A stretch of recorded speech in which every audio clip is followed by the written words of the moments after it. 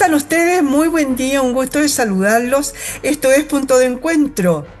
Les vamos a hablar hoy día sobre el tema de la fauna. Yo les voy a contar un cuento.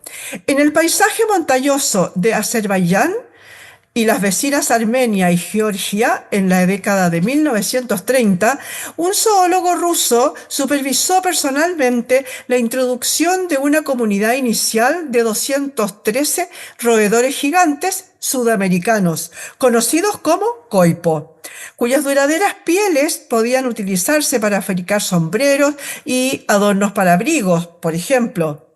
Sin darse cuenta, este científico y su equipo habían llevado con orgullo al Cáucaso un animal que en el siglo XXI sería reconocido como una de las 100 peores especies invasoras del mundo. Vamos a conversar sobre este tema de las especies introducidas en un lugar donde no eran, donde no estaban, con el médico veterinario Cristóbal Briceño, profesor de la Facultad de Ciencias Veterinarias y Pecuarias de la Universidad de Chile. ¿Cómo estás tú? Muy buen día, un gusto de saludarte. Muchas gracias, Miriam. Buenos días. Un gusto también. Hola. Gracias por la invitación. Oye, por favor, es que sabes que este tema me pareció, esta noticia que apareció en la BBC, lo encontré increíble y acá tenemos varios casos, entonces me gustaría que conversáramos de los impactos positivos y negativos generados por las especies exóticas invasoras. ¿Qué pasa aquí en Chile? ¿Qué pasa en general? Primero hablemos en general. Ya, hablemos de más general, a más específico. La especie invasora son, por definición, son especies que han aumentado su distribución gracias al ser humano, ya sea intencionalmente, como el caso del coipo que contabas muy bien, Myocastur coipus, o en forma accidental, como por ejemplo con la colonización europea en América, cuando llegaron muchos animales también, ¿no es cierto?, en los barcos, como las ratas, los ratones y las guarenes, que no son propios de nuestro territorio y también llegaron con los europeos. Entonces, en primer lugar, ¿no es cierto?, la invasión de una especie, cuando aumenta su distribución, ayudado por el ser humano, se considera que es una especie invasora.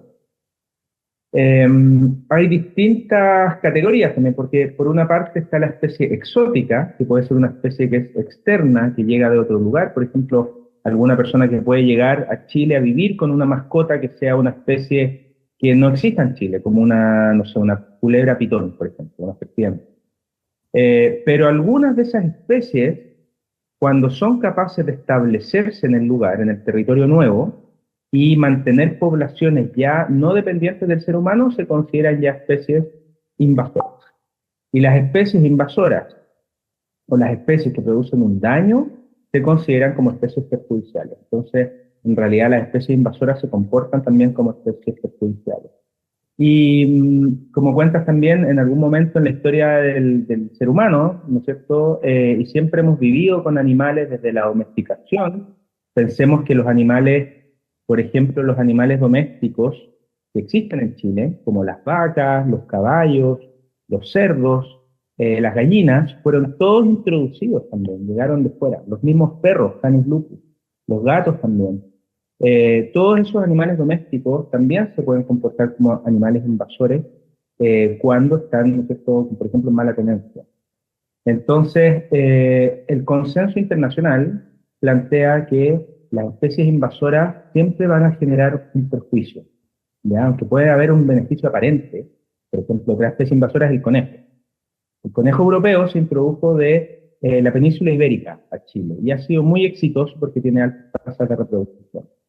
Hay estudios que se ha visto, por ejemplo, que en la dieta del puma, el puma se alimenta mucho de conejo. Entonces uno podría creer que a lo mejor eso es un beneficio para una especie nativa, porque el conejo a ser introducido, ¿no es cierto?, está soportando, a lo mejor ayudando poblaciones de especies nativas. Pero cuando uno empieza a investigar un poco más, se da cuenta que siempre las especies invasoras generan un desequilibrio en el entorno nativo y pueden generar procesos, pérdidas de funcionalidades, por ejemplo, ecosistémicas, competencia, generalmente por espacio, o depredación, en el caso de las que pueden depredar, como los gatos, que se ha visto que han generado mucho impacto sobre las poblaciones de aves y las poblaciones de roedores nativos en lugares como Australia.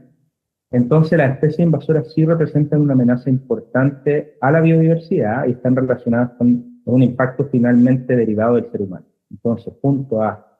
destrucción de hábitat, cambio climático y contaminación, las especies invasoras son una de las causas más importantes de pérdida de biodiversidad y generan preocupación global. De hecho, hay una convención que plantea que siempre generan un daño. Oye, a mí ahí me entra una duda.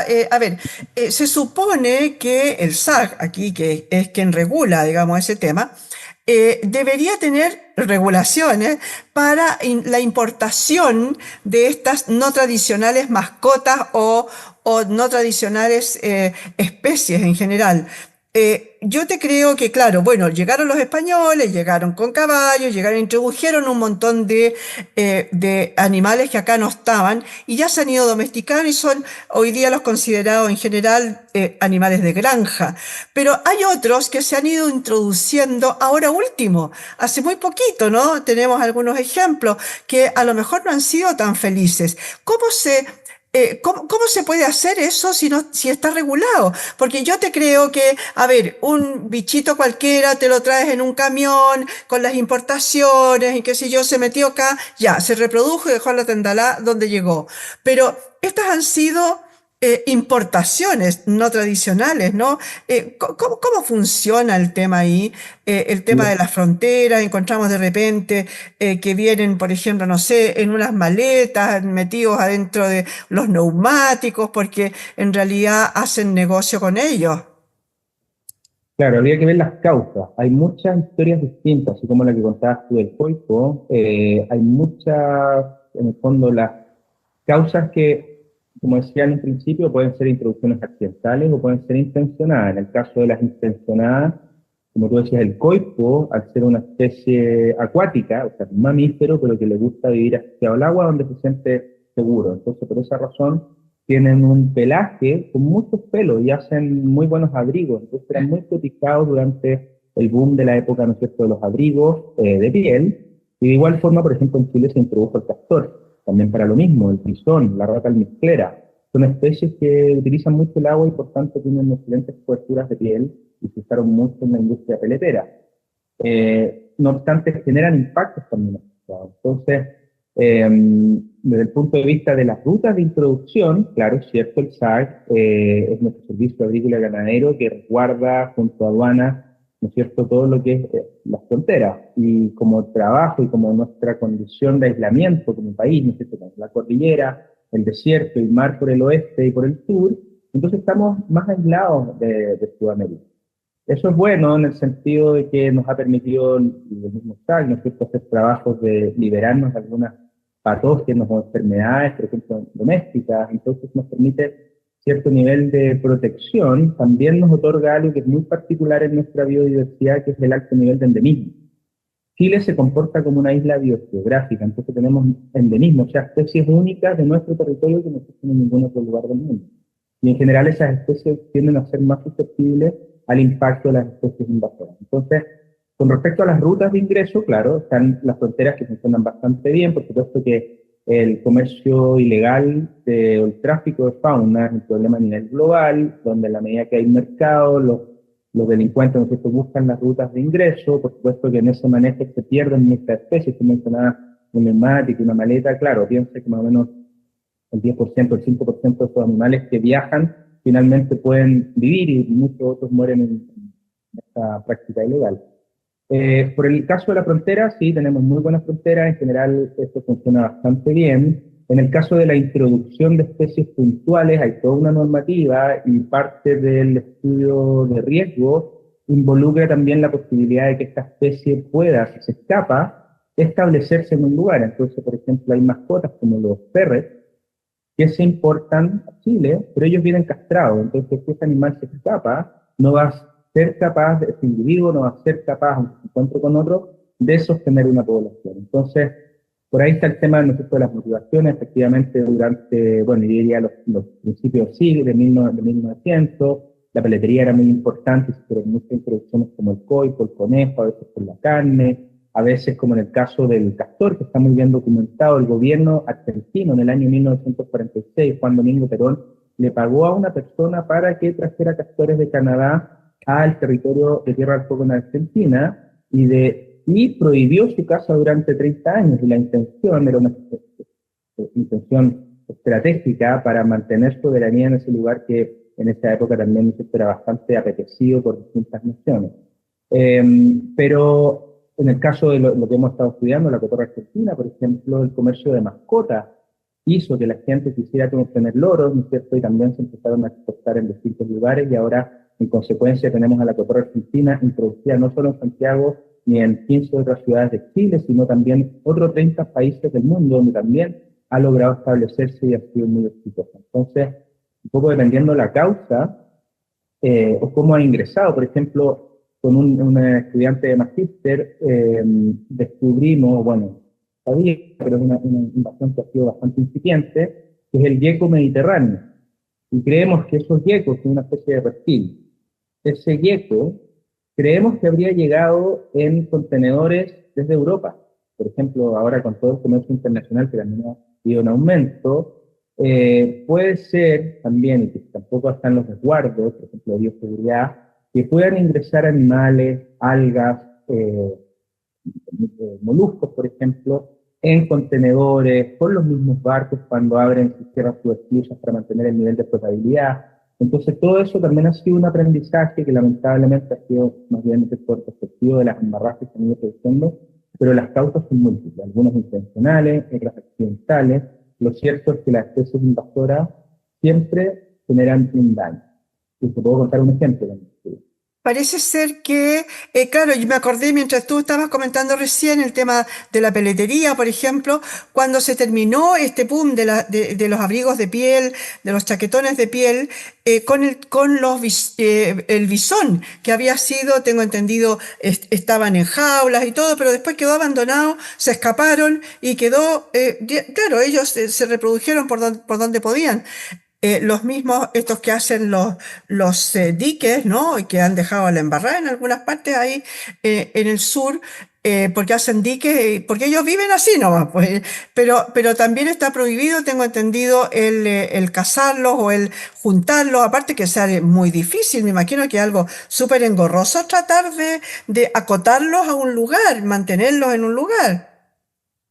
Es complejo mantener, por ejemplo, hubo también durante 1800 intentos de Chile, introducción también, no sé, el jabalí, el ciervo rojo, una especie que también se introdujeron asociadas también a las culturas europeas, de caza, de simbología. Entonces, esos animales, por ejemplo, los ciervos, los mismos ciervos, estaban encerrados, estaban contenidos, ¿no es cierto? La gente los tenía, los importaba, dinero en ellos, pero siempre y fácilmente terminan escapando.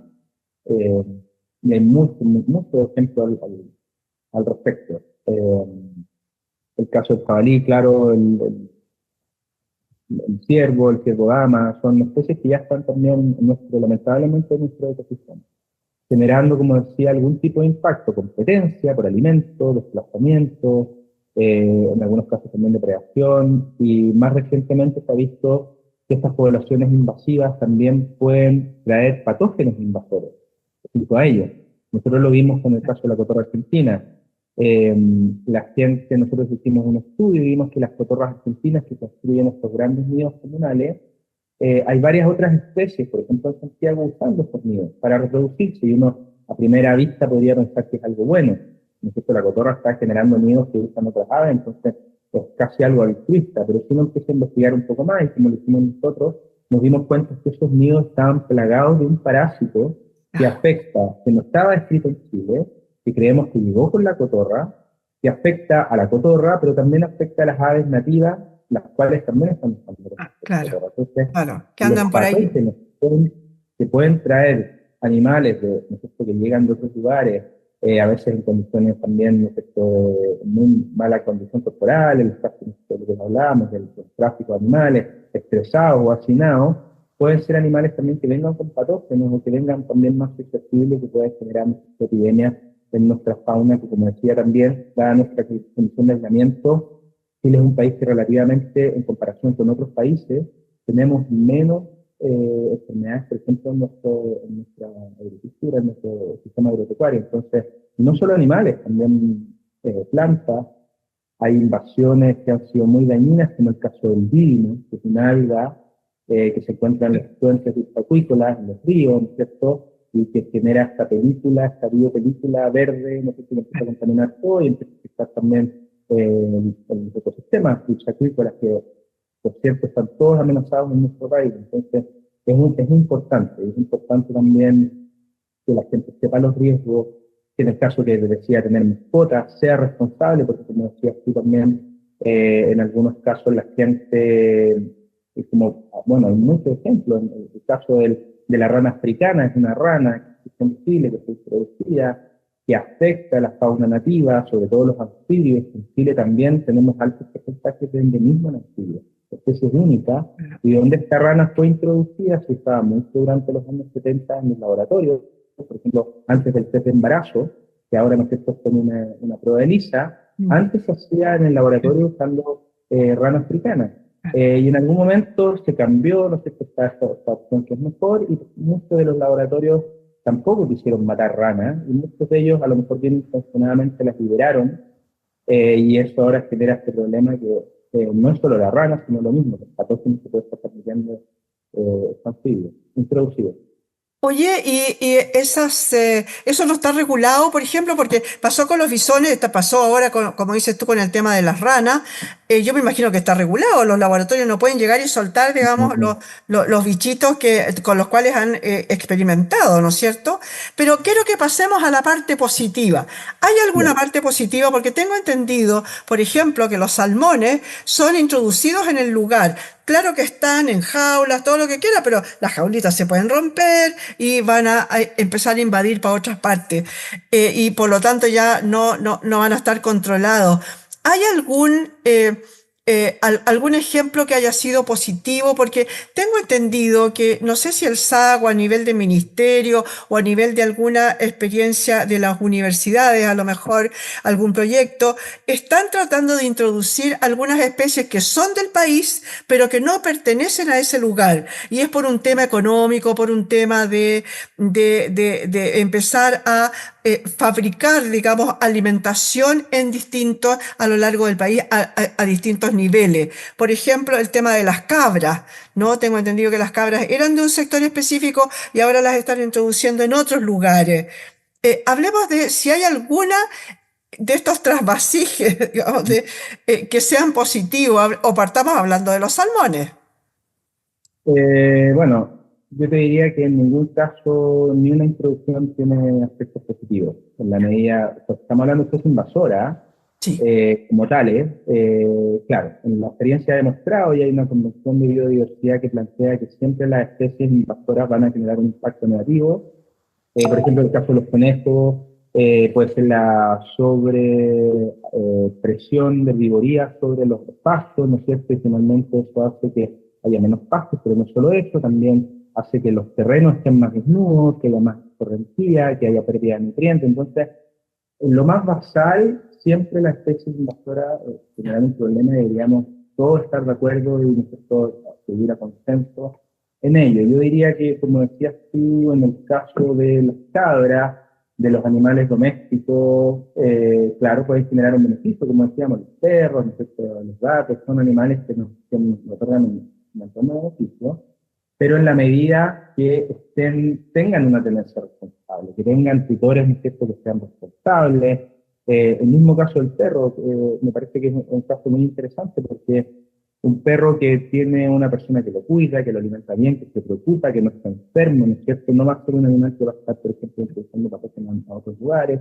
Una persona que lo saque a pasear porque está preocupado por su bienestar, que lo lleve por ahí a lo mejor a la playa, pero con correa, porque es una terrible práctica cuando la gente va a un lugar natural, suelta al perro y los perros pueden hostigar fauna, perseguir fauna. Además, también con su orina van marcando distintos lugares y eso puede también ir condicionando en corto plazo el movimiento de los animales silvestres. Entonces, en ese caso, claro, finalmente los animales tienen que tener tutores, ¿no es cierto?, responsables, que pueden ser, o en el caso de la producción, con mallas que no se puedan escapar, pero ya hemos visto también con la salmonicultura cómo se han generado liberaciones. Y esos salmones generan impactos también sobre la biodiversidad. Generan depredación sobre peces más pequeños, generan uso de recursos, son animales también muy voraces. Por ahí Entonces, yo diría que finalmente deberíamos preocuparnos de esto, es un problema que, sobre todo resguardando nuestra biodiversidad, que como decía al principio, está amenazada, es única, tenemos especies que son únicas en nuestro territorio, entonces tenemos un valor muy importante que tenemos que apropiarnos de ello y defenderlo y cuidarlo. Y una de esas formas es evitando el ingreso de fauna, si uno ve algo raro denuncie, evitar el tráfico también de animales, por ejemplo, o los animales que son tenidos o no están en condiciones de bienestar. Yo creo que eso es importante que también nos vayamos como sociedad haciendo cargo de ello. Oye, para ir terminando, me gustaría ponerte el tema de esto mismo que me estás hablando ahora, pero un poco como controversial. Se está tendiendo en el mundo entero a hacer lo más abierto posible con las migraciones humanas, estoy hablando específicamente. ¿Por qué esto no sería buena, esta mezcla? ¿No sería buena avanzar a una mezcla también con respecto de otras especies? ¿Por qué proteger lo nuestro en este sentido y no en el otro? Bueno, en el otro tú no eres experto en eso, pero en el tema animal me refiero, en el tema de la fauna. Mira, piensa que la Tierra, nuestro planeta Tierra tiene un origen, que es muy particular, donde se produce este que podríamos llamarle el milagro de la vida, que es único, se produce en la Tierra, hasta el momento no hemos encontrado vida en otros lugares, aunque todo es probable que nosotros esté en alguna forma que a lo mejor ni siquiera se nos ocurre, pero la Tierra tiene un origen, tiene, y hemos ido, gracias a la ciencia, comprendiendo, ¿no es cierto?, su edad, también cuándo aparece la vida, por supuesto que es en teoría, pero si tú empiezas a pensar en el origen de la vida en la Tierra, que primero se origina en el océano, a partir de un individuo, o un proteindividuo, que después da origen a una célula, a organismos celulares, estos organismos empiezan los que están mejor adaptados a los distintos ecosistemas, empiezan a reproducirse y van perpetuando formas que están adaptadas mejor a esos lugares, algunos al océano, otros que pueden empezar a adaptarse a la tierra, algunos a bosque, otros a desiertos. Entonces, si tú lo piensas desde el punto de vista de la biogeografía, a cómo se distribuyen las especies en los distintos lugares y cómo se han ido moviendo también los distintos espacios desde Pangea, con muchas especies que se hicieron en este supercontinente, como los marsupiales, entonces eso explica que haya marsupiales en Australia, en Sudáfrica, en Chile también y Argentina, y esto que tiene que ver con estos orígenes comunes. Entonces, con todo este tiempo y todo este proceso de coevolución, ¿no es cierto?, se han ido formando hábitats y nichos que son específicos de estos lugares. Entonces tenemos el desierto de Atacama, que es uno más de los desiertos más áridos, donde tenemos especies que se han adaptado a vivir en ese ecosistema, y son las más eficientes para utilizar los recursos para ser parte de una trama biológica. Puede ser una cadena trófica, ¿no es cierto?, parte de un ecosistema que otorga su presencia, su existencia, permite que ese ecosistema esté completo, que funcione también. Entonces, las especies están distribuidas como están distribuidas, eso no es antojadizo, eso es lo más eficiente, que sobre todo con todo el tiempo que ha ocurrido, ha permitido que se haya produciendo esta coevolución entre especies de plantas, con especies de animales, entre ellas. Entonces, por ejemplo, mover, y lo que planteas, mover especies libremente entre un lugar y otro, ¿no?, genera algo que es la homogeneización de ecosistemas. Y eso lo que sucede. Y claro, que me dice, bueno, ¿y por qué no mover, por ejemplo, traer leones a Chile o hipopótamos a Colombia, como lo hizo Pablo Escobar? Bueno, si tú traes leones a Chile, esos leones probablemente pueden ser exitosos, pueden hacer con esos grupos, pueden empezar a competir con los especies nativos, pueden matar zorros, pueden matar aves, que son especies nativas que no van a estar acostumbrados a este tipo de predador, o a este tipo de competidor, ¿ya? Y eso se nota mucho en las islas. En las islas hay muy malos competidores, porque en las islas llegaron algunas especies, no todas las que están en el continente. Entonces, por eso las islas son lugares muy importantes también, o donde hay que evitar, sobre todo, las especies invasoras que tienen un depredador, como en Nueva Zelanda, donde no hay mamíferos, donde se han extinto un montón de especies de aves, de reptiles, y sobre todo en islas que no están preparadas para los depredadores, que no conocen, no reconocen algunas especies como potenciales depredadores, puede generar descalabro. Entonces, claro, puedes decir, hagamos un esfuerzo, homogeneicemos a lo mejor la biodiversidad, pero eso va a llevar a un empobrecimiento también de la biodiversidad, porque se van a perder un montón de relaciones interdependientes entre las especies, picaflores con especies de flores o plantas. Se ha visto que el cambio climático está generando, por ejemplo, la pérdida de una especie de planta, que no solamente se va a perder esa planta, se va a perder a lo mejor la mariposa o el picaflor que liba sobre esa planta y que ha coevolucionado y tiene la lengua o la forma de la boca de una forma para poder llegar y libar ese néctar, y eso no es algo país, ha ido en un proceso de coevolución de miles de años. Entonces, el ser humano, recordemos que como especie, nosotros hace 300 años tampoco nos movíamos tan libremente. Ahora esto es una cosa muy particular, están los aviones, están los cargos, están las rutas navieras, pero antes tampoco era tan fácil mover. Entonces, ¿por qué nosotros vamos a facilitarle a otras especies donde finalmente vamos a terminar empobreciendo todo el ecosistema, todas las especies que importan? Aunque no sepamos todavía para qué, ¿no es cierto?, qué beneficios nos pueden otorgar. Pero todas cumplen un rol y todas están ahí porque sí. Como último dato, por el tiempo, te voy a decir que el resultado de lo que tenemos ahora, toda la riqueza de especies que hay ahora, como entre 3 y 5 millones de especies en el mundo, eso es lo que se estima que existe, representa solamente un 1% de todas las especies que han existido. O sea, permanentemente se han estado produciendo extinciones y, claro, entonces las que están ahora han sido las más exitosas para toda esta gran diversidad de ecosistemas que tenemos sobre la Tierra. Entonces, son todas importantes y todas tienen un rol, cumplen un rol. Pero en ese entorno, no fuera de él, no en un lugar introducido donde van a generar más problemas con eso. Le damos las gracias a Cristóbal Briceño, médico veterinario, profesor de la Facultad de Ciencias Veterinarias y Pecuarias de la Universidad de Chile, por haber estado hoy día en este punto de encuentro.